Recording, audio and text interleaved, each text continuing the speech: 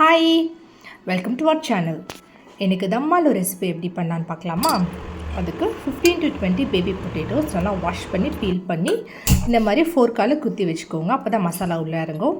ஒரு குக்கரில் 1 ஸ்பூன் நெய், ஒரு 2 to 3 ஸ்பூன்ஸ் ஆஃப் ஆயில், அப்புறம் பேபி பொட்டேட்டோஸை போட்டு நல்லா ப்ரௌன் ஆகிற வரைக்கும் ரோஸ்ட் பண்ணுங்கள். அந்த நெய்லேயே இன்னும் கொஞ்சம் வேணும்னாலும் எண்ணெய் ஆட் பண்ணிக்கோங்க. நல்லா ப்ரௌன் ஆகணும். இந்த மாதிரி ஆனோடனே எடுத்து தனியாக எடுத்து வச்சுக்கோங்க.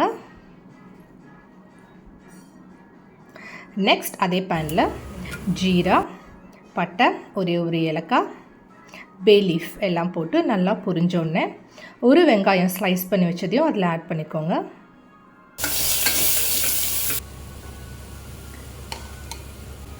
அப்புறம் இஞ்சி, பச்சை மிளகா, பூண்டு எல்லாம் தட்டி 1 ஸ்பூன் சேர்த்துக்கோங்க. சேர்த்த உடனே ஹாட் வாட்டர் ஊற்றி நல்லா மிக்ஸ் பண்ணிக்கோங்க. ப்ரௌன் ஆகணும்.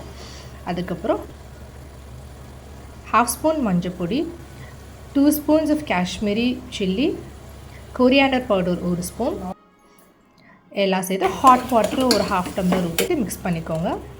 அப்புறம் 2 தக்காளி அரைச்சி பியூரி பண்ணி அதோடு சேர்த்து மிக்ஸ் பண்ணுங்கள். தேவையான அளவு உப்பு, 1 ஸ்பூன் தயிர் நல்லா பீட் பண்ணி அதையும் ஆட் பண்ணிக்கோங்க.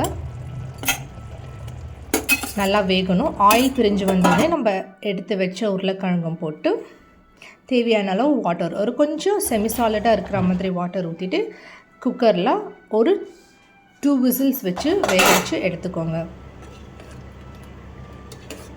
ரொம்ப திக்காக இருந்தால் கொஞ்சோண்டு வாட்டர் ஊற்றி மிக்ஸ் பண்ணிக்கோங்க.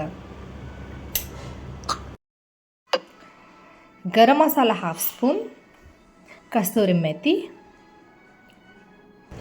கொத்தமல்லி எல்லாம் தூவிட்டு சப்பாத்தியோட சூடாக சர்வ் பண்ணிங்கன்னா சூப்பராக டேஸ்ட்டாக இருக்குங்க. ட்ரை பண்ணி பார்த்துட்டு எப்படி வந்ததுன்னு கமெண்ட்ஸில் சொல்லுங்கள். தேங்க்யூ ஸோ மச் ஃபார் வாட்சிங்.